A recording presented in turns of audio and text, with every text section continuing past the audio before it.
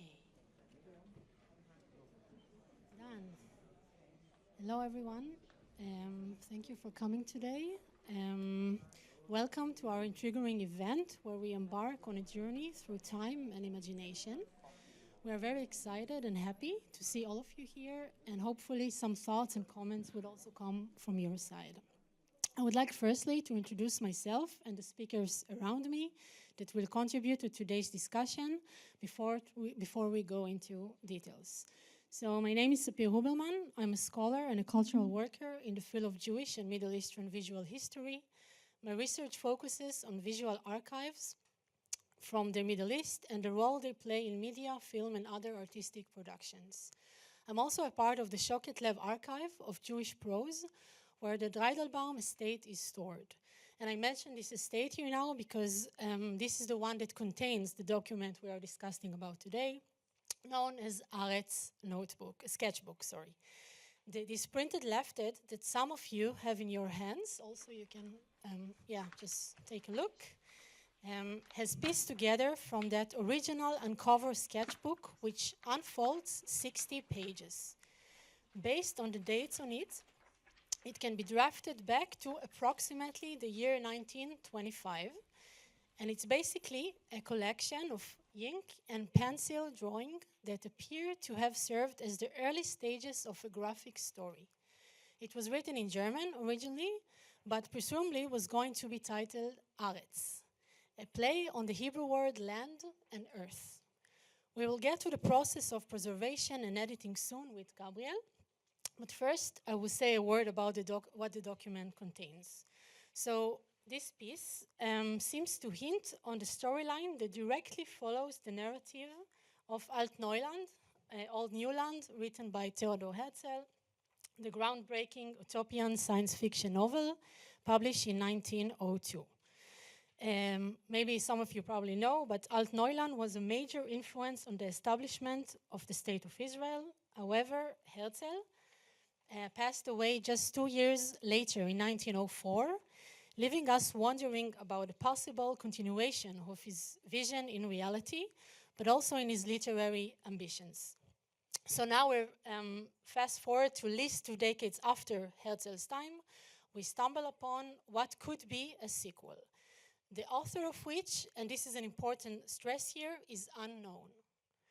Some suggest that the sketchbook found in Aretz sketchbook belonged to the nonetheless Ephraim Moses Lillian, a prominent illustrator of the Zionist movement during its early years. If this attribution holds true, it would mark Lillian's final work. He passed away shortly after the last date noted in the sketchbook on July 18, 1925. So could that sketchbook be the missing piece of both Lillian's and Herzl puzzle? It's a question that keeps us wondering in the archival work, but also to whoever is interested in this document. This will be the center of our panel today with the guests that we have here. And one less important note maybe is that the Shoket Lev archive was planning to host a similar event in the ID Festival back in 2020, but due to the pandemic, it was postponed to today. So the panel was intended to be about the general finding of the Dreidelbaum estate where the Aretz sketchbook was found. In the years since, as more information about the sketchbook amounted, we decided to hold an event that focuses on Aretz alone. This is only to indicate here that our reading of this document, its content and so on, have nothing to do with the current war in the Middle East, and unlike its content may imply, this event has been a long time coming. So very important to mention. And now we're going to turn to our dear panel. It's okay with the microphone? Yeah. So I'd like to start with you. Gabriel, you'll be our first guest today. Gabriel Moses, who is the illustrator and graphic designer who got the contract to work with us in the archive about this found piece. Gabriel, it's really great to have you here. And so just to say a word about you. You are a Leipzig-based artist and scholar. You are a PhD candidate at the Bauhaus Universität Weimar in the Faculty of Art and Design, a published writer and graphic novelist, an award-winning animator, For example, an announcement from 2014, co-editor of Collapse, Journal of Doom and Gloom, Hermeneutics, and others. And yeah, I heard a little bit from my colleagues about the work you did together in the archive. You'll also show us some pictures in a second about your work together. But maybe you can tell us a little bit about the process already of how was it to find the document, what were your thoughts, your work, and so on. Yeah. Yeah, thank you. This is the first time that I'm invited as a designer to work on the work of someone else. I'm not sure if it's a promotion or a demotion, but I'm happy to be here all the same, and I'm sure, like I wrote on Facebook, that you'll tell me what I want to hear. So, yeah. So I made this nice, I hope, animation that maybe some of you already saw online, but maybe to start off, this is pretty much how we got the material. This is indeed Orit and Yaniv collecting the material from the Dredelbaum estate. And if you see on top, actually it's my hands, and I even think I have the same sweater from that day. Yeah.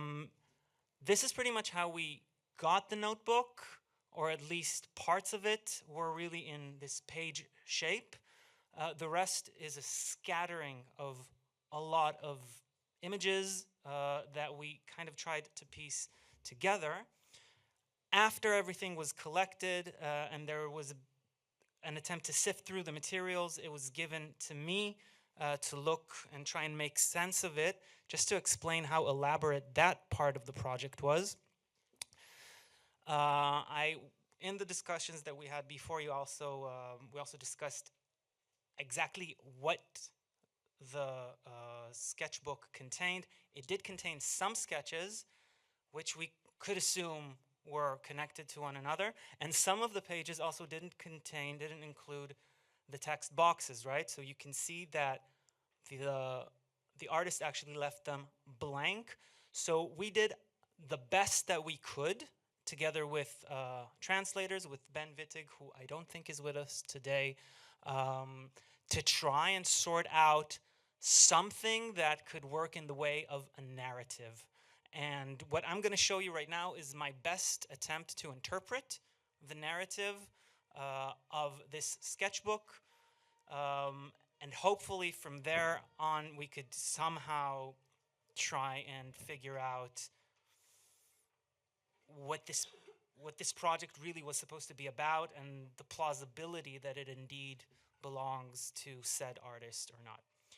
So maybe the most important thing, again, to say is that this is not obviously the cover of the sketchbook. This is an image that I took from the sketchbook. This is the actual notebook that was found. But I kind of photoshopped some elements. So here I had to choose some kind of starting image, and I chose this. Obviously, the rest is my work below. But let's start with the pages that we actually had in full, and this is the order that I think they should be read in. So the story should start probably here with this character called Friedrich Löwenberg, who later on also is said to have changed his name to Friedrich Levhal. It's not an exact translation. Löwenberg would mean Lion Hill or Lion Mountain. Levhal would be Heart Mountain, but I think it rings similarly. This is actually a character that appears in Altneuland. So it is very clear from this that this really refers to Herzl's work. Here what we see is him arriving back from the big world, from meeting with summit leaders of the free world to discuss something as a delegate, a representative of the Jewish state. And while he does that, he also recounts the marvel, or the first time that he arrived to this country, in which was really in a dilapidated state, and then arriving 20 years later in it to see that really an entire wonderful futuristic state of the Jewish nation was erected there. And this is all from Altneuland, the original book.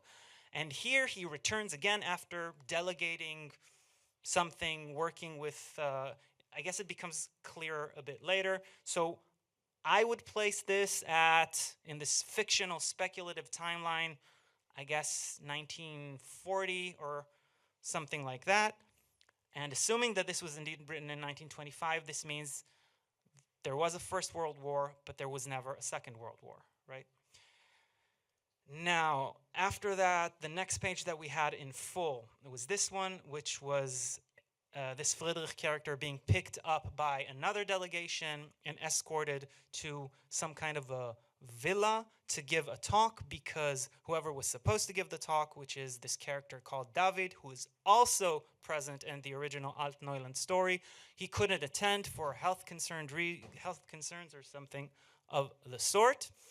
But our character, our Friedrich, is sure that he is going to manage because he's a professional speaker, and he tells them not to worry. And this is, after all, his night. And in this event, he gives a talk in which he first describes the glorious state of the Jewish state, which really has become a light onto the nations, really becoming a locomotive, a leading country, sort of like the US is in our reality. And he talks about something called the Africa Project, and he has great news. He was able to have the leaders of the free world sign off on the Africa Project. Now, later on, it becomes clear that this project, there's more than meets the eye. The next page that we had in full is this page, which is him and this David character, this prime minister, president, talking after he congratulates him on giving a good talk. And if you can see here, it looks like there's something lurking in the bushes, a barrel of a gun, so maybe an assassin. And it ends very dramatically with this Friedrich character realizing that he might be looked, that they are being watched, looking into the darkness. Now, the next piece, which is the other side, this is really much more of a Photoshop kind of work, because the rest of the notebook was really a patchwork of things. So we really put everything together and tried to make some kind of sense of it. There were no longer any complete pages. The way I understand the narrative is more or less like this. Apparently, there was this woman lurking in the darkness. She was supposed to or try to assassinate this prime minister, decided not to, and she chooses Friedrich and decides to recruit him to the resistance. And there is this 4-image bit of him following her, saying, "I just want to talk." And then when he grabs hold of her, she tells him the truth.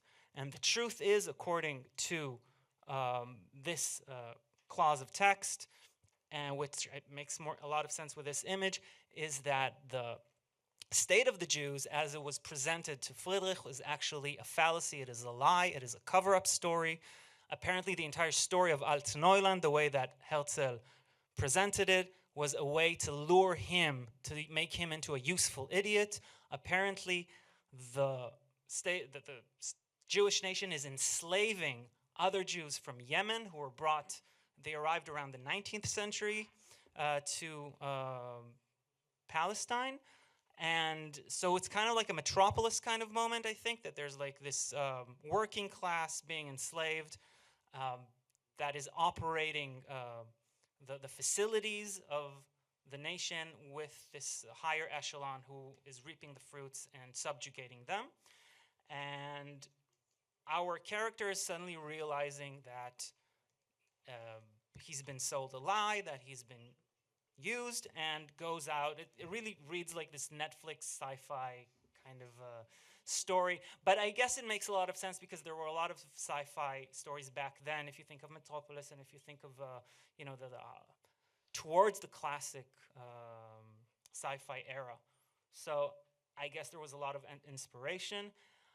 Now we have a bunch of bits that don't make a lot of sense. What we have is this meeting between this Arab figure, who I think is Rashid Bey, who's some kind of a national delegate in Altneuland. Here I think he is assassinated or killed by Friedrich and this woman, because I think these two images are him trying to call security, getting shot, and then they look over him and he tells them that they don't know the half of it, that Project Africa is a lot bigger than everyone else, that there's a lot of stakes, a lot of interest in this project coming into fruition, and that they should find the truth. They should find the truth in the wasteland. And I think he dies here.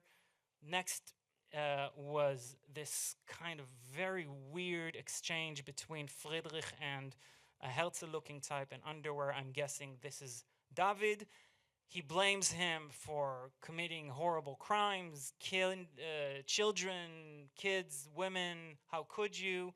And then it becomes really creepy and homoerotic with this David type licking the barrel of the gun, talking about Project Africa actually being an attempt to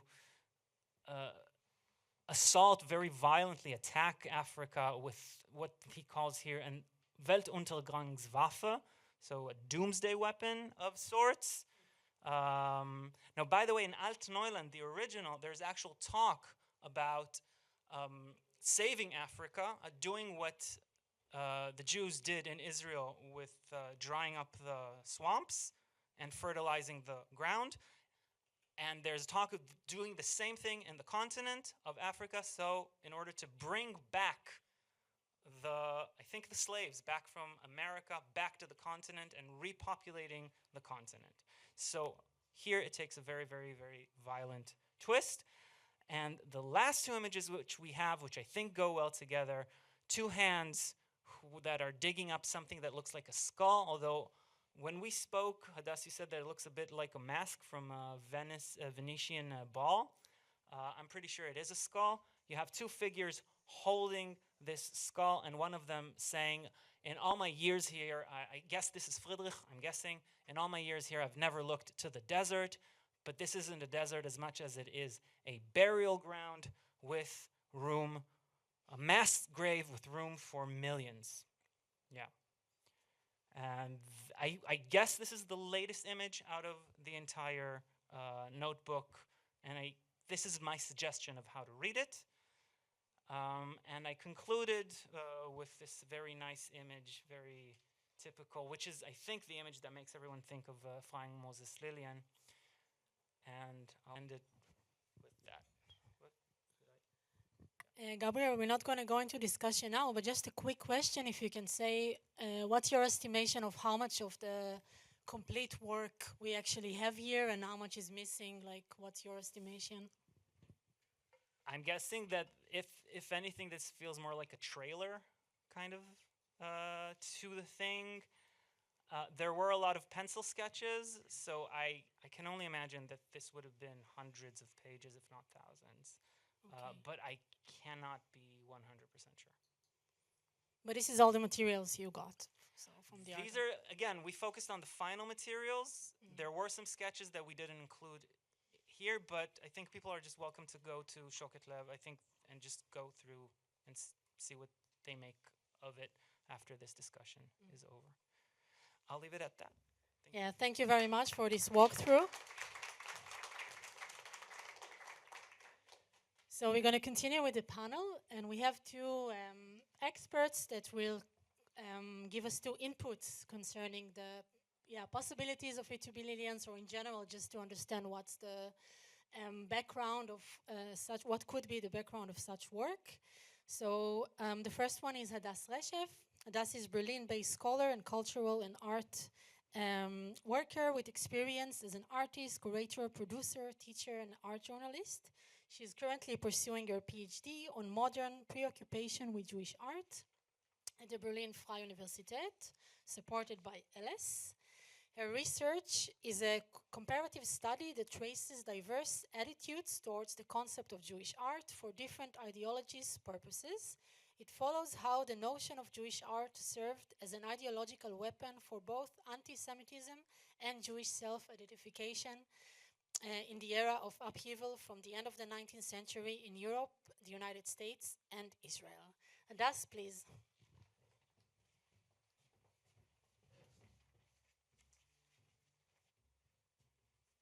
And is this the time now for the volunteer from the audience, Adas? Or? We have a volunteer, and I will call him soon. Okay, so thank you very much, and thank you for the kind introduction. I'm going to tell you a bit about Ephraim Moshe Lilian and the launching of cultural Zionism. My study is not a typical art history because I'm not actually studying the art pieces, but the art discourse around it. And this is also what I'm going to do today. Lilian was born in 1874 in the city Drohowicz next to Lemberg, today Lviv, in Galicia. It's the same city that two other artists were born, Maurizio Gottlieb and Bruno Schulz. His family was pretty poor, but yet he managed to study 2 years in the Realschule in Lemberg. Probably this time, apparently it's also the time when Buber lived there at his grandfather, but I did not find when they actually met for the first time. He managed to study 2 years in a Kunstschule in Krakow at Jan Matejko. It's the same teacher of Gottlieb himself. And slowly started to win prizes and get some money. Like with a prize money, he went to Vienna. He hoped to study, but he found out he has not enough money, so he moved to Munich. Then he started to be illustrator and with groups of Jugendstil artists. And then he actually started to get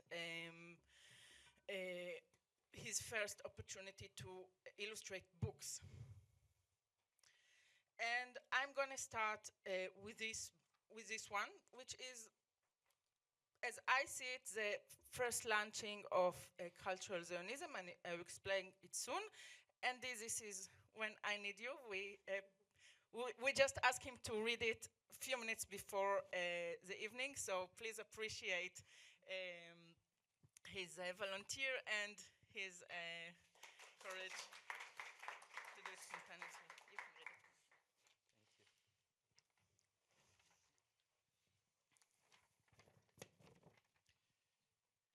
Euch, Börris von Münchhausen. Mir klang aus weiter Ferne her ein Rufen. Des Haljas Hörner bliesen Heimweh stark. Ich sah im Osten Zions Tempelstufen. Da griff ein Sehnen mir ins tiefste Mark. Und wie ich ging des alten Volkes Pfade, da stiegen greise Schatten aus dem Grund, da klang die Erde und des ewigen Gnade, tat meiner Ohr verschollene Lieder kund. Geächtetes Volk, ich zeige dir die Stege, aus Hass und Hohn zu deiner Jugend Glück. Verlorener Stamm, ich weise dir die Wege, und deiner Wege Losung heißt zurück.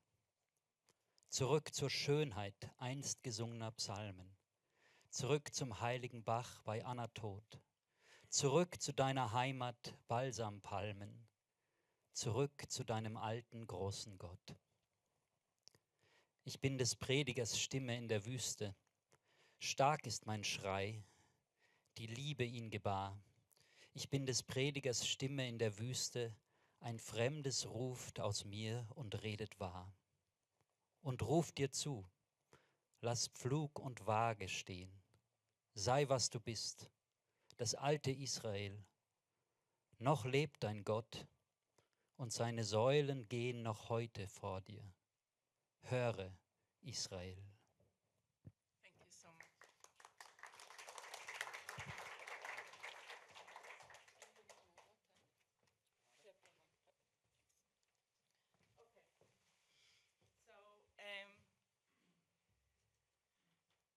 for those that their German are not so good, I will just say that it uses a lot of biblical notions, like the end is like Shema Israel, and they call the Jews basically to go back to their fatherland, to go back to the state of Israel. And it's meaning about the recreation of the Jewish people. Now, the author himself, von Münchhausen, was actually a Christian philochemic that later became part of the Völkische Bewegung and then a Nazi. But in this part, this odd collaboration took two interesting paths. So one is this Christian German one, and the second is Lillian. And this book actually sparked a great joy, but it also became famous. Okay, sorry. This is a few more images from the book. A lot of the images that you know from Lillian came from this book. It was published at 19,000. You can see here that he even wrote his name, Ephraim Moshe Ben Yaakov HaKohen Lillian Mibnei Tzion HaNe'emanim.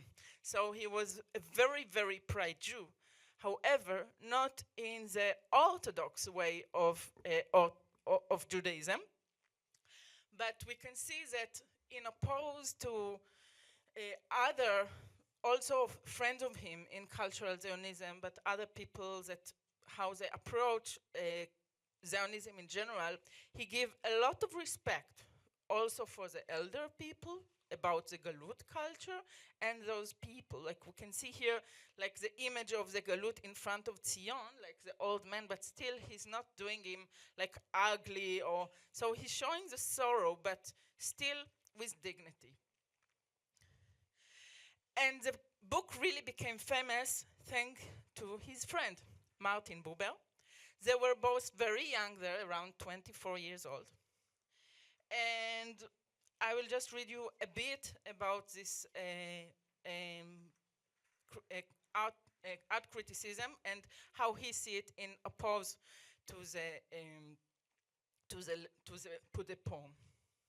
First of all, he's sharing that he actually was in touch with Lillian while he was working on this book. I have witnessed the creation of this book in silence and with emotion. I have shared it, the bitter struggle of the rich blessing of success, in the many hardship and joy along the way, and so I have come to love it. This internal renewal and rejuvenation, of our people, the wonderful, ever-recurrent outpouring of life from death, is the real subject matter of Judah. And the solution that the subject matter impassionately proclaim is not back to the beauty of Psalms once sang, but rather upwards to new, undreamt beauty, to new songs, to a new way of being. And when he wanted to distinguish between the Gentile and the Jew, he said, to the foreign who dwells with our gates and who ultimately only knows how to draw the specific poetry of the Jewish people from the past, return may appear to be the only way to the salvation. It is not our solution. We do not return. We continue on new path. We still search, we ask, but already our foot treads safely. Mindful of the death, we greet life with faithful humility. We honor the pure deeds of the Father, but we desire another salvation. We want a new Palestine. We want a new Judaism, one that enjoys life and creates life. So Lillian and Buber together started to launch an enterprise by publishing magazine, by publishing books, by taking part in the Zionist conferences to launch the idea of cultural Zionism. They were not alone, but there were two main figures In the first heft of the Ost und West, Buber published his very famous piece, Jüdische Renaissance. I will not touch this now, but if you're interested, I really suggest to read it. So as I said, they took part in the both in the fifth Zionist conference that was in Basel in 1901. It was just at the end of the year, so like we have here about 2 years since the beginning of this collaboration. And Lillian also designed the invitation. As you can see here, you have here, it says, "V'tchina enenu beshuvcha leTzion berachamim." So we actually, a blessing from the Tfilat Amidah. It's whoever, religious people that read it, that praying 3 times a day, say it each day, 3 times in their longing to Tzion. And here it was on the, so we see also that he is acknowledged of biblical tradition, about Jewish religious traditions, but also he put it in political activism. And in this conference, it was first of all the first exhibition of Jewish artists. I believe it was like more than posters in the lobby of the event, but still it's historically important. But often when we read the history of Israeli art, often it starts with this speech. And I will just read you a bit of this.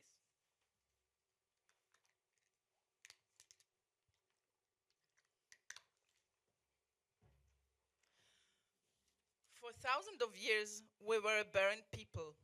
We shared the fate of our land. A fine, horrible desert, sand blew over us until our sources were buried and our soil was covered with a heavy layer that killed all young buds. The excess in soul power that we possessed at all times expressed itself in the exile merely in indescribably one-sided spiritual activities that blinded the eyes to all the beauty of nature and of life. A national art needs a soil from which it grows and a sky to strive for. We Jews of today have neither. We are the slave of many different soils, and our thoughts rise to different skies. In the deepest depth of our soul, we have no soul and no sky. We have no homeland that harbors our hopes and that lends support to our steps. We have no national sun that blesses our seeds and brightens our days.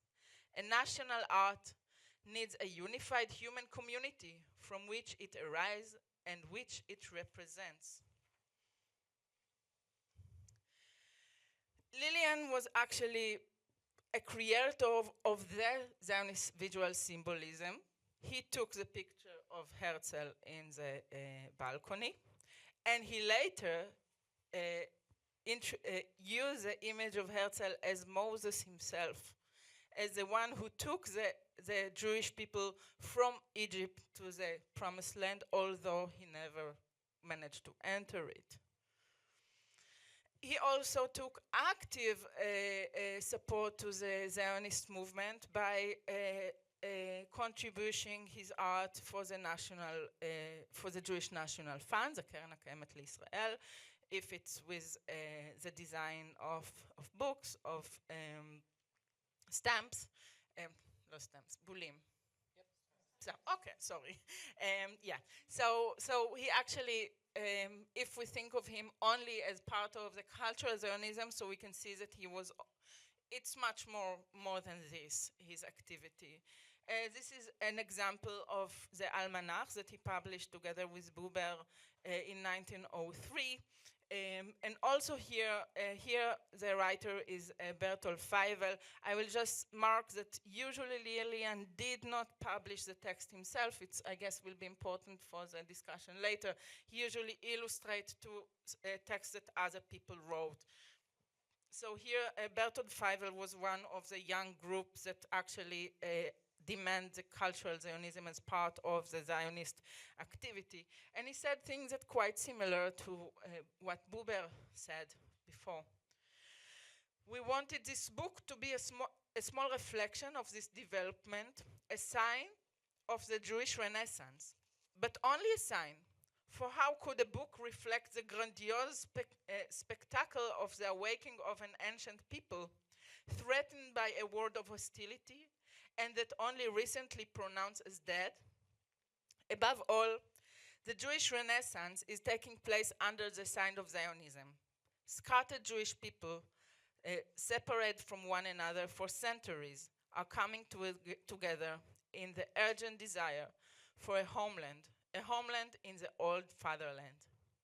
The millions who bore the terrible martyrdom of the ghetto, united with those whose souls could find nothing homely in the cold, hostile foreign land, to form a powerful expression of a new Jewish social sentiment that wanted to secure free labor and free spiritual development in its own land through its own law and order. So we can see that next to all of the powerful text, Lillian is the one that giving us the visual representation using biblical and Jewish symbols.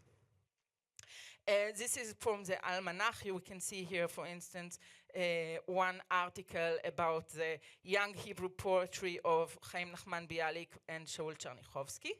And the painter is Max Liebermann, which is often a symbol of German Jewish assimilation. And the other part is about the jargon, Yiddish, and the jargon literature with a painting of Leonid Pasternak. Those are a few images from Ost and West. It's the magazine that he helped to launch together with Buber, and those are, he actually also, this is a symbol of this magazine from its beginning. And he was also gave an image after the massacre of the Jews in Kishinev. It was one of the first publication as books of the Jüdische Verlag that again Bertolt Feivel, it's actually, he really described the situation of growing anti-Semitism in Russia and the details of the pogrom, and how actually Zionism is the only hope against anti-Semitism and the brutality that grows. And he actually described how assimilation cannot be a solution, and the socialist activity in Russia cannot be a solution. Only Zionism can be a solution. And Lillian again gave this beautiful image that the man we can think if he looked like Jesus there, but he have like the talit all over him, and we can see him burned on the, but the angels still kiss him. So. This is, if we speak about Altneuland, this was not a Herzl book, but it was a pamphlet about economic development of Palestine. And we can see here the shlichim, the messengers that went to see the land of Israel and say, yes, it's good. But this was very masculine. So if we think about Zionism, about the manly, strong figures, how he saw this. And we also can think about the religious aspect, how much is really secular and how much it's really sacred. So this is the logo that he designed for Bezalel School of Arts and Craft. It's still the symbol logo until today. And what we actually see, I can tell you that a lot of the students of Bezalel, I asked them, do you know what is on the logo of Bezalel? And many of them had no idea. So it's actually the Holy of the Holies. It's the Ark of Covenant, and with two kruvim on it. And also later when he giving the, this is a book of Boris Schatz, the establishment of Bezalel. He put him, Bezalel was the one who built, he was like the first Jewish artist in that built yeah. Okay, and this is just two more examples how he's using biblical imaginary in order to support the Zionist ideas. So here we have like Isaiah and the famous quotation, by the rivers of Babylon we sat and wept when we remembered Zion. So yeah, this is was a small introduction that you will understand. First, you have the visual of some of the very famous pieces of Lillian, and what were the thoughts, very positive, into beauty, into poetry, to the reunion of the Jewish people after so long. But also, I will just say one historical fact. This it was a scandal that happened in this fifth Zionist Congress, because the young people demanded that the Zionist movement will not be just political; it will also take into consideration education and arts and what happened, that the ultra-Orthodox were extremely against it, and the result was that the establishment of the Mizrahi movement, which what is today the national religious movement. So this is just an important historical fact that maybe we can also think when later for the discussion. So thank you very much.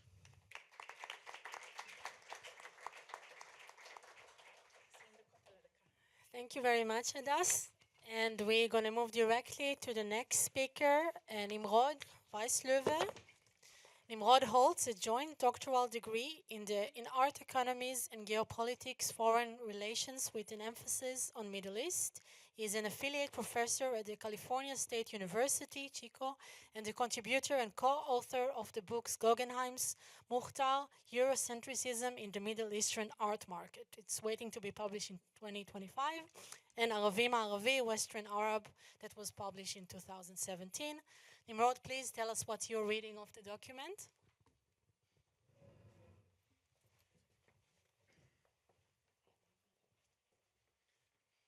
Well, thank you for the nice introduction.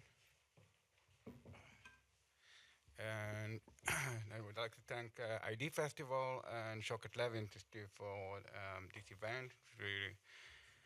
Okay, I have few segments about this document. So I have few questions. So the first key question that arises from my interrogation of the art sketchbook is regarding style, is the penman and the pen line and the layout, and whether these are indeed typical of a fine Moshe Lillian, as Shoket Lev Institute asked us to consider. So, at first glance, it's easy to refute any possible comparison to Lillian as improbable, mainly because Lillian is marked by an immaculate precision, and yet, if we analyze enough works, we will find places where Lillian allows himself more liberty. That is to say, Lillian's corpus is wider than his well-known canon, and despite his impeccably clean ink work, he did diverge and experiment a bit at time. In fact, parallel in art can already be drawn to much earlier works like Wandering to the Desert from 1909 and Die Frau from 1908. This is also why I refute any suggestion made that the flimsy lines of art are a result of the degrading motoric skill of a person on his deathbed. Just noting how stable his penmanship is in the typography, the lettering. In our sketchbook, you can look at the typography. But not that I'm saying that he actually made the typography, just a suggestion. Mainly in graphic novel, most of the artists use a letterer. That's right. And I'm not suggesting that he actually wrote the text, but I still have my suggestion. So anyway, that what led me to assume that if old age indeed had changed anything in him, it was not his draftsmanship, rather his view. and this consciously led him to deviate from his known style to grotesque. And consider this uncredited grotesque illustration of the wise fools of Chelem, published in 1926, a year after Lillian's passing. On the one hand, the goofiness is not consistent with Lillian's majestic depiction. Then again, the drawing bears clear hallmark of Lillian's style in the typography. Once again, the typography, and the layout and the smooth curvature. The grotesque depiction merely inferred ridicule of the character, just like the way Aretz ridicules Zionism, which is then paired with the fitting demeaning drawing style. The illustrator here is too unknown. We could ask ourselves if it is it Lillian, but we know very little about Lillian and who was him in touch toward to the end.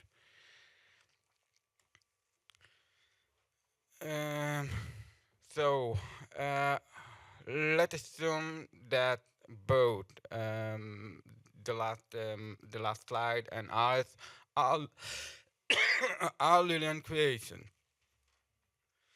What could have led to the radical change in Lillian's views on Zionism? Suggested by ours. Answers to that may be found in several formative historical events in Lillian's later life. Lillian visited Israel 4 times, and as Hadass mentioned before, he has also served as a lecturer at Bezalel as part of the Academy's founding team. Additionally, he was drafted into the Austrian army during the First World War. I would particularly mark 1917 as a pivotal year for it. It was the year of his last visit to Palestine. It overlapped with the end of World War I. It was the year of the Balfour Declaration, the first document acknowledged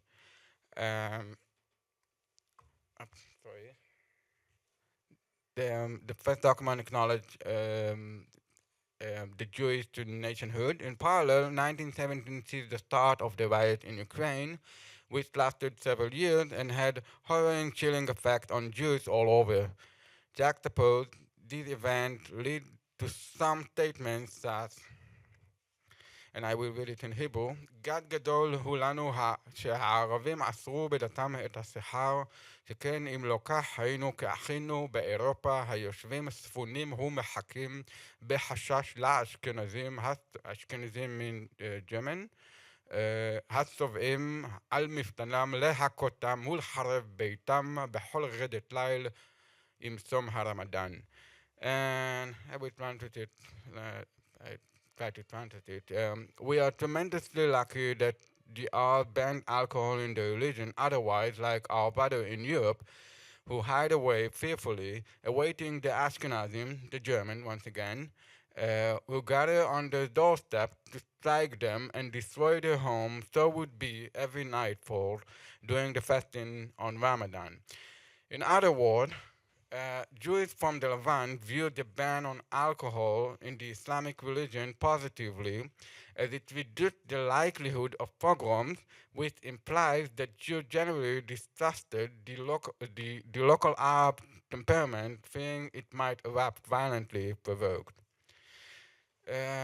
Also significant was the shift of thought toward these power relation in certain Zionists following the event of Tarpa and Tarpa between 1919 and 1921. A wave of Arab terror targeted Jewish community in the mandatory Palestine, which then led to Jabotinsky's article, The Iron Wall. The Iron Wall was published in Berlin in 1923. In it, Jabotinsky called for the establishment of a military force as part of the Zionist vision. As the Arab residents of the region were deemed unlikely to accept Jewish presence peacefully, the Iron Wall signaled the start of the revisionist movement within Zionism, which from the other political end could have already provoked early backlash and perhaps even rudimentary post-Zionism from within, a pursuit to the iconic critical figure active decades later, like Professor Yeshayahu Leibovitz. Underpinning to it, this is also Jewish folklore that reflect on the danger of Jewish exerting force on the other community and minority as early as the late 19th century in Zeiss Rasa. Jewish community leaders warned of turning from victim to aggressor following the pogroms known as the Storm in the South or Storm in the Negev that are also mentioned in Altneuland. This is expressed in the famous phrase relation to these Russian pogroms and attribute to the rabbi of Belz.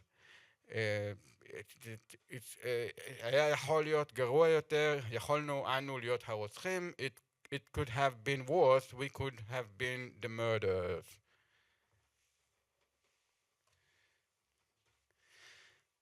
With my expertise based in market relations, arts, and the Middle East in a post-Said era, and with gender's analysis of imperialism, I compelled to offer an additional sexual analysis of Aretz. Specifically, I'm referring to the exoticization of the Levant, what Said referred to the Orient.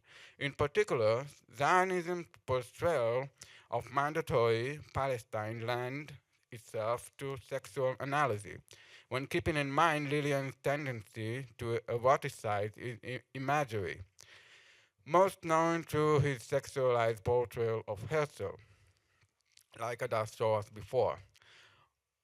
Owing to his art nouveau stylism, Lillian often sexualized Jewishness in servitude of Zionism to make it appealing and marketable as an attractive brand. And by the way, a brand that still attracts many art collectors today. Arguably, as an Orientalist, Lillian perceived Jews to be able to embody the Arab aesthetics better than the Arab themselves, which is why he depicts Hebrew in perfectly and naturally suited Arab attire and making them very sexually desirable. Such reading also lends to validity to the Freudian interpretation of European colonialism when crossed with Altneuland and later in Aretz. Both works make a clear connection between the expansion of Zionism and African colonialism, and together with Lillian art open a path to discuss the sexualization of representation of the African other and its Oriental counterpart. Ella Shohat, for one, considers and she based it on Benedict Anderson, considers the European worldview with particular regard to the colonial project, to the land of the sexual development of the European object of desire. According to Shohat, Huxley's statement that the origin of the European is in Africa allowed a shift in thought, which now show the African land as the mother continent, a desire object to penetrate while denying the father, the other, the African native, by means of exclusion, enslavement, and killing, according to the Oedipal determination.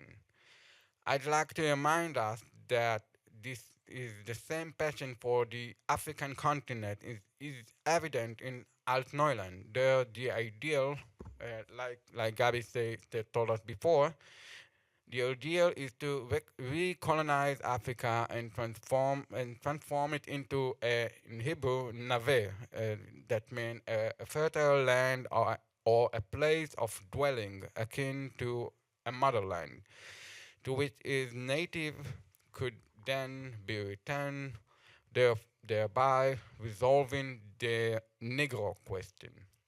The term the Negro question alludes to Marx concerned with the Jewish question and thus on the need to emancipate minority, including Jewish community in Europe. In contemporary discourse, the term evokes association with European anti-Semitism and Nazi ideology. Curiously, same trajectory is drawn between Altneuland and Aretz. Herzl's aspirations in Altneuland are altogether innocent, namely his dream of making the African ground fertile for sowing by draining the swamp to eradicate malaria. Albeit, metaphorically, the connection between fertility and sexuality here is evident. In Aretz, in turn, the Negro question gets blatantly hostile twist. Inferred its military takeover of Africa by deploying a Weltuntergangswaffe, a doomsday weapon, namely a bomb. Here too, a sexual reading is easily construed. The problem is resolved with a phallic weapon. In fact, the archaic biblical term of weapon is in Hebrew, kli zayin, the same word used for the male genital organ. Sexualized motifs are particularly relevant in Hebrew. Instead of motherland, one said moledet, which is translated to a birthland. At the very same time, what is termed Mother Earth in other folklore, in Hebrew termed Ima Adama. Ima, Mother, Earth, Adama, as in the feminine form of Adam, Adama. Adam is the primordial biblical male, which then infers with that Adama, Mother Earth, is also the primordial mother of Adam. The exiled Jew, the diasporic vantage point, has dual aspiration toward the land, whether the imagined land or a real land, both as mother and as an innocent lover, or perhaps as a mythological act. In the same vein, returning to this land fulfills an Oedipal desire, representing a sexual neurotic longing to penetrate the mother. And in this Greek tragedy, however, analogous to the father figure is none other than the native itself, the Arab or the African, who has immediate access to the mother or the land. But again, Lillian dresses up his biblical Jew like the Arab native, like the father figure, because Lillian sensed a kinship between the two people with gender basis. He adopts a Western view of the Arab as feminine, both visually and behaviorally. Arabs wear dresses or some kind of dresses or long clothes. Arab men usually hold hands in public and are perceived as more emotional, ergo weak. The figure of the Jew in the diaspora is also perceived as a feminine other.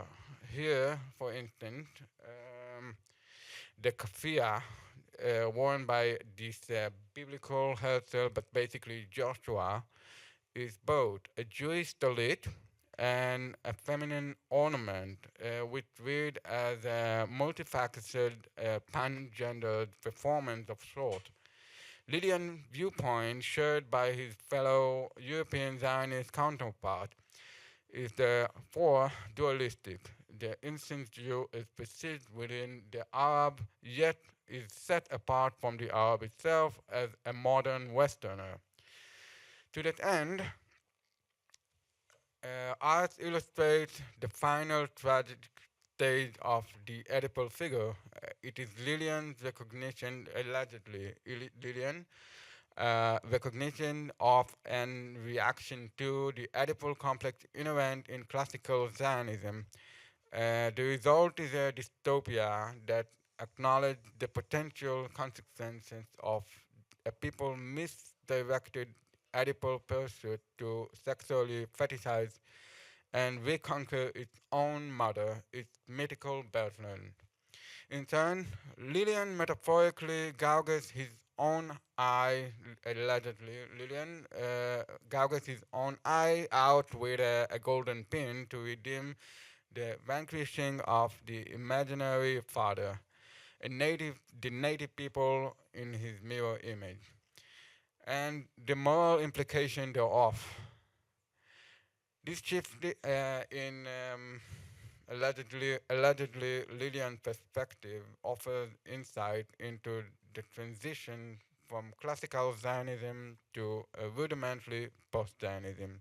Thank you for your listening.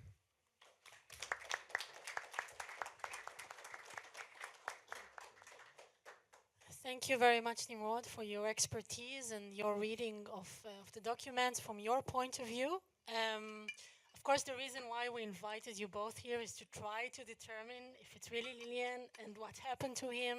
And of course, there are a few points that are also for us in the archive are not clear. In case it's him, how can this be explained?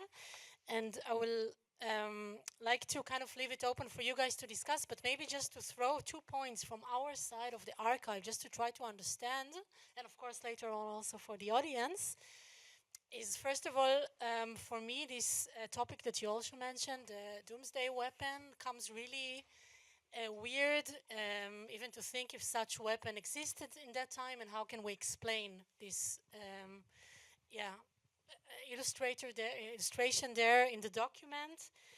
And another point that came up now from your presentation is also your kind of reading of his religious symbols. Hadas is very poetic, very sincere, very connected to Zionism, but maybe in Aretz we can also see a critical or maybe even ironic use of those symbols. So maybe, Nimrod, you have thoughts about that, if that's a possible reading or so on. So those are my points, but feel free, of course, because you already told me and us that you have your own comments to the presentation, so I'll just let you discuss a bit and then we open it up also for the audience. If it's, I asked Sapir I wanted to comment a few things about your presentation. As I said, my expertise is more the discourse, and I just wanted to say something about the Orientalism of Lillian and Jews in particular, in general, in the turn of the century, because we tend to think today in the post-colonial, post-Said perspective. But we need to remember one thing first, in particular, that when Said reconstruct Orientalism, he actually excluded the Chinese, the Hindu, all the Far East, and the Jews. The Jews as Semitic people were considered as Orientals, and when Jews depicted Oriental symbolism, it was not as the other, but as self-identification. And I don't think we showed a lot, but from those images, but he used a lot of Assyrian imaginary. Like it was also connected that a few of the excavations that happened in the area of Assyrian art were actually brought to Berlin. They also, part of them are still today in the Pergamon Museum.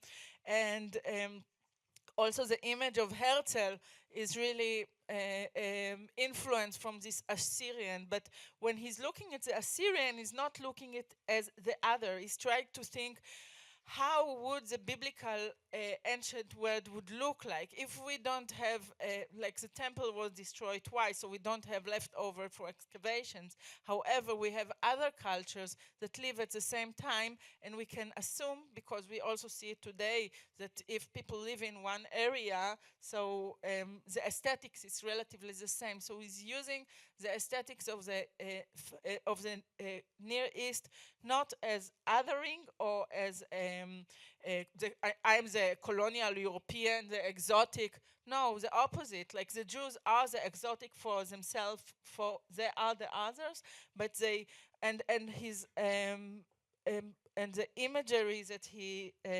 expressed are always very positive. So even when he is depicting black people, or if ours are like, of course, Yemen people, it's always with a lot of respect. So this is something that was very important for me to stress even before we started this discussion. And yeah, and now we can depict. Should I already say something about what I think about this? You just asked me a question about the Weltuntergangswaffe. Yeah, I would like to answer you, and then after that, first of all, I would like to say I totally agree with you that Lydian never ridicule any kind of his culture, but we have to remind that he was an illustrator that affected by other work of art that happened that time. So when we talk about graphic novel, and when we talk about illustration in this specifically period, the 1920, it came, it got a bit of twist after the Franco-Belgian Revolution. So yeah, if he was serving someone else as an illustrator, so he might use the same language that we see in other Franco-Belgian comics. So yeah, again, we're not completely sure that Lillian actually made it, but if we assume so, I think we should ask how can he, I can, this kind of question exactly, that did Lillian ever depicted his imagery as ridiculous or as a grotesque character? Yeah, we haven't seen it before, but we've seen something like that, like I saw you in Chachmei Chelem. It, quite similar. Not enough, but we're talking about few years that we don't know much about what happened there, because I read some of his letter and from his diary, and I never find anything that actually connected to this kind of work, and he actually never wrote much about his painting. Just was writing some general letters. So yeah, I don't know. And about the Weltuntergangswaffe, in 19, I told you a second before, 1911 was the first drop. Do you have the picture of the, I showed it to you before, the bomb? In 1913, I guess, the Bulgarian army has invented the first drop bomb from an aircraft. It was the pilot itself would take the bomb and drop it from the airplane. And right after that, I think the German Luftwaffe invented the bomb that fall from the plane. And 1921 was already just because the airplane and the Everybody sees this. not necessary. You can. Yeah, I know. I'm just looking for. You mean these? Yeah. This is from the Bulgarian army from 1913. The invention of the drop bomb from an aircraft, and the next one is from the 19. This is 1917, the First World War. It was a door that opened in the bottom of the aircraft, and this is the 1921, the first detected drop bomb from an aircraft, also from the German army. So we can see the image on the last, I don't know, I'll say. There is a small airplane here. You can open in page 3. No, I don't know what page is it, but it's in the inside part. So here on the right corner, you can see an airplane with, yeah, it's assumedly throwing. How did we decide that there are bombs here? Okay. Yeah. There is an image of a bomb on the top. But if it's on the top of the airplane, how will it drop? It should be on the side. It's from the bottom to up. Okay. Okay. You're looking at it. you can see both Star of David on the side and the wheel, and in the middle, it could be image of penis or a bomb. It actually look a lot like a penis. This is Nimrod. Imagination. Not my penis, but yeah, generally penis. Thank you. Okay, I would like to contribute a bit. First of all, I find this document pretty fascinating, and all of this project, like it's like to find such a document, and to Gabi, I guess your work was also fascinating, how to approach such material and to adopt it to this. Um, However, I'm really not sure that it's Lillian.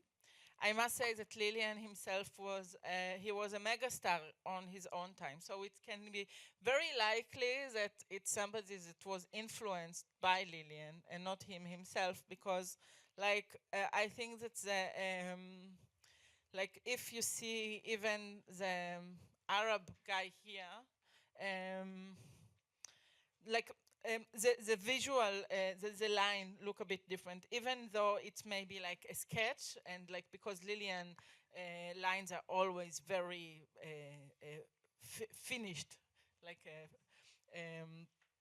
but even when he's doing like the so-called kafia, it's always look more like a talit. Like it's always a Jewish perspective of those Semitic people, let's say like this. And here, like the scene of the guy with a gun, it's also here. It's look very modern. It's look very late. Gabi, can you put the image of the guy with the gun? The assassinator. And yes, exactly. And I must say another thing. Like when I first met this, of course, my first association was like the murder of Yitzhak Rabin, which of course like is from '95. But then I thought again about Walter Rathenau, that was like a Jewish president or prime minister, German in the Weimar Republic. Foreign minister. Thank you very much for all the historians in the crowd. Yeah, and he was like also murdered, but for being a Jew. So I think it's something very different that again is getting connection to anti-Semitism, which is something that I did not felt in this found document. So it is very likely that somebody used this very Zionist symbolism. Like as I said, like Lillian built the visual image of Zionism to promote Zionism, but also to build the self-imagination of the modern Jewish people. And here it's look like somebody uses in a way in order to criticize it. So this is my assumption. I will be very happy to hear what is your point of views. And Yeah, okay, it's a very good point and a very good question. And I would like to say that, of course, I'm not 100% sure that Lillian made it, but I think that we need to ask ourselves few kind of questions that if we want to assume that he made it. So the first question was about his line, about his curvature, about how he portrayed his character. And we should ask ourselves, could Lillian, in motorical skills, could done anything like that? And I think he could do anything when he was alive. I think he had a very strong hand and very good craftsmanship and penmanship. So I think, yeah, that is one side that I could. And the next question is, what was the historical event that could lead him to do something like that, or to cooperate with this kind of text? Because it really erased his entire legacy when he cooperate with something like that, and it's probably one of the reasons we never saw this sketchbook before. But I think he could. I mean, a lot of things happened between what we know is Lillian's main work of art and main corpus, and I think there was a lot of historical event that could affect his approach to Zionism. And the last question I was asking, what was the psychological effect of the Zionism, and how does it? And I didn't say that he necessarily acted like a colonial figure. He didn't saw himself. He didn't saw the other as other, and that's what I'm saying before. It's dualistic point of view. It see the Arab as other, but he see himself as the other, but he still came from Europe, so he see himself in a different way, and and like a proper European Orientalist, and I know um, we don't use those terms in the same way that we used them 100 years ago, but in 100 years ago, yeah. But I still think he has a different point of view on the Orient, and I think he actually he way the way we see it, he thinks the Jewish, the Hebrew Jewish, weighing the Arab imagery better than the Arab itself in a better way. It look more aesthetic.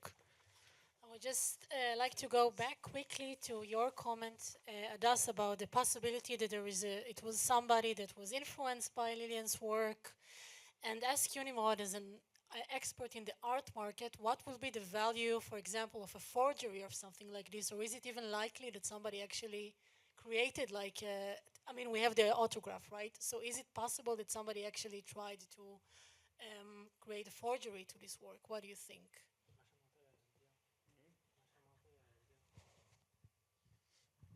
Yeah, it is If we possible. look at the notebook on the ink itself, it's a very old notebook. Maybe you can give us some thing Yeah, from your expertise here, because of course in the archive it's very interesting for us to know the provenance, or if it's a real document in that yeah, it's a sense. good question. And I prepared myself some note for similar question. I thought you might come up today. Um, yeah. From what I understand from Chocolate Lab industry, and correct me if I'm wrong, it's currently a question of funding, right? So, like my rabbi Frank said, we're only in it for the money. So, uh, if it's currently a question of funding, so far we ran a chemical test for the ink and the paper, and we found out that the paper is 100 years old and the ink is 100 years old also. But we still have more more exp. When the ink was touched on the paper. Yeah, that what. If like somebody later Of course, if somebody wants to create a real version of and they something like found this, they all will use it. papers and all ink. Yeah, so the more expensive laboratory testing is, we think, the currently is still pending, is the chemical analysis of the actual imprint of the ink on the paper. So until we did that, I find it I find the discussion interesting, and I would like to ask the question that we should ask if we find out at the end if it's Lillian or it was made in 1925. Yeah, thank you for that. Of course, that still kind of stays open. Maybe, yes? Can I? Yeah, well, maybe we give the question to the crowd. Can I just say? Okay, so, and then I guess we could open up. Okay, so I'm listening to this, and again, I was brought here more as a practitioner, but I'm kind of swaying, between whether or not it could actually be a Lillian, or if it's a forgery, or if it's a contemporary. And on one hand, I was really surprised by what you showed me, because as a graphic novelist myself, someone with the background I published to, graphic novels back in just a while ago. I was actually astonished that there were even comic books back then, but then you actually showed me work from what you call the Franco-Belgian movement, and you even showed me that the influence is it dates back to 2015, 2011, and that dates back influenced by American comics, right? And so that makes, I guess, some kind of sense when it comes to later works in the Franco-Belgian movement like Tintin, where you really have these very grotesque depictions. But, and this is the thing where what I'm grappling with, which makes very little sense to me, is the framing, or let's call it the camera angles. Because I find it very difficult to believe that someone in the early 20s, even if I think of films like The Trip to the Moon, where they did a lot of camera tricks, and still these very, very bizarre perspectives, these close-ups on the gun, these over-the-shoulders, reminds me a lot more of later cinema. Maybe the first one to attempt these types of things would be Leni Riefenstahl, right? Another Nazi. And that's like late 30s, early 40s. So maybe not a contemporary of ours, but someone around that time created this forgery that I guess further inspection could be, investigation could be carried out in that direction. But again, I'm not from the field per se of archiving. This is just my riff on it. Of course, it's also very valuable. Thank you. I'm not sure time-wise if we have a few more minutes, but maybe there are a few comments or questions.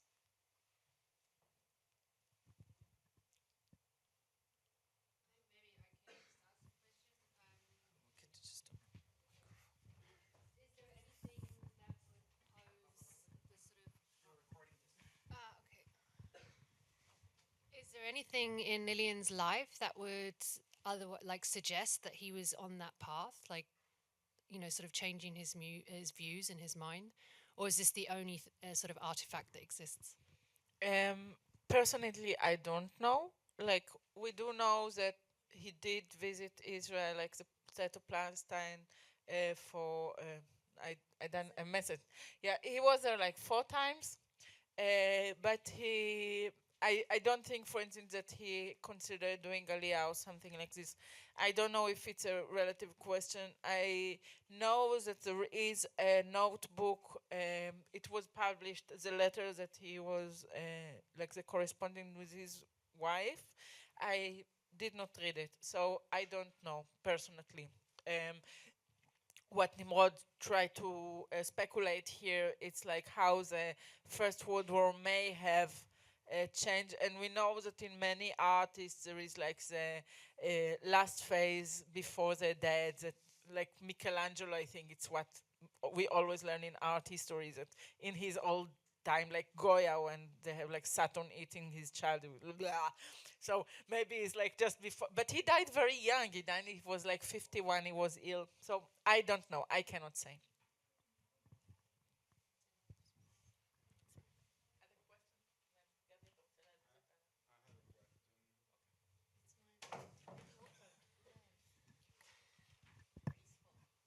Thank you.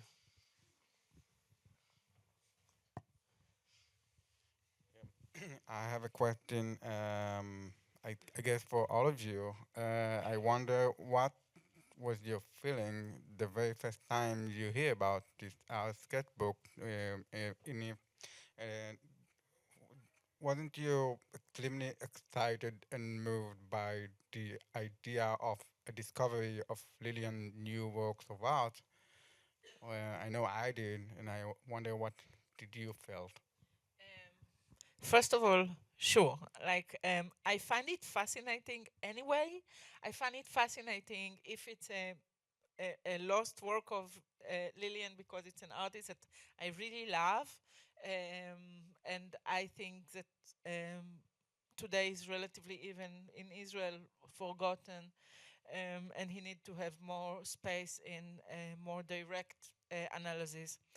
But also, as a person that comes from contemporary art, I found such a tactic fascinating. So if an artist, if it was in the mid 20th century, or if it's a contemporary artist that try to use a Lillian imaginary and to take Altneuland of Herzl and to recreate by this a new piece, and then who knows why, if it's another artist that died, if he stopped, like if he thought that, or she thought it's not worth it, and so we don't know this, but as an artistic practice, I find it fascinating, if it's Lillian or if it's not. I mean, we have usually pros, right? To see such a graphic novel, also, it's not a usual type of document we have in the archive. We know the works of Lillian a bit, but of course it was from a very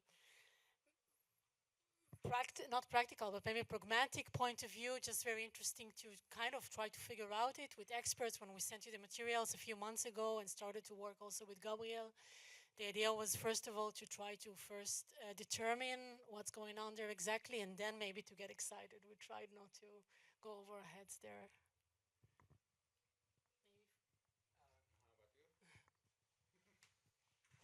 Actually, this is my okay. So while I was thinking about this, I checked something. Let me. I think I could. Wait a minute. Let's see. Okay, this is just a shot in the dark, but where's Safari? This is not my usual Mac. Okay, so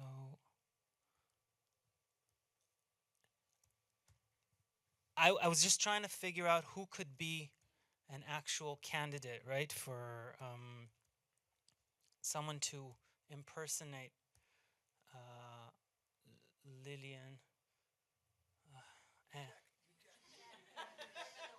No.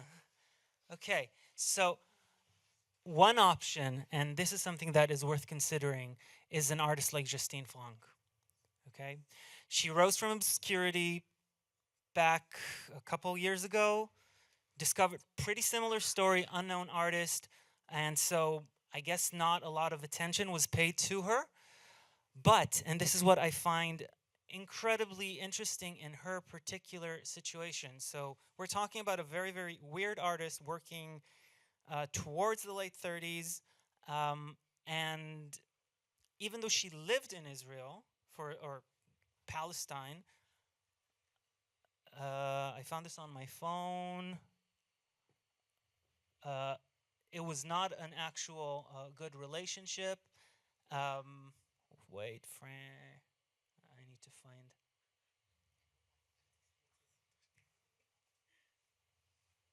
I don't know if you're getting from. Oh yeah, Frank had always disavowed nationalist ideologies. Once in Tel Aviv, her attitude became one of manifested outspoken hostility towards the values of Zionist society. And another thing that I find very fascinating is pretty much the story of her end after she moved to Israel, but then early afternoon on April 12, 1943, Justine Franck left Hissin's apartment. She was never seen again. So this is just an example for one artist who obviously was pretty vindictive about the Zionist ethos. And if you look at her works, I think they're a lot more similar to... no, wait. No, this is not...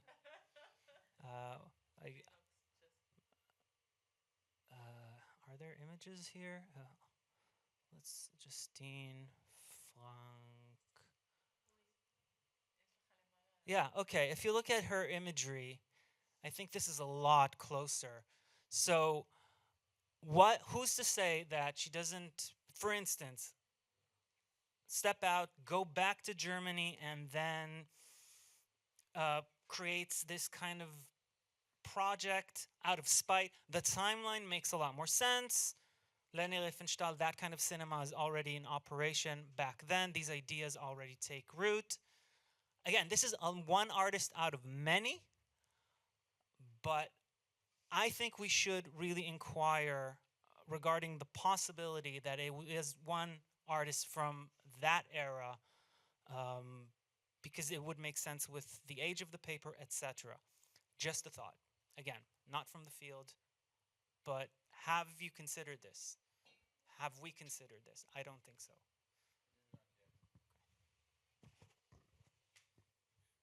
Then I guess we can leave it at that for now.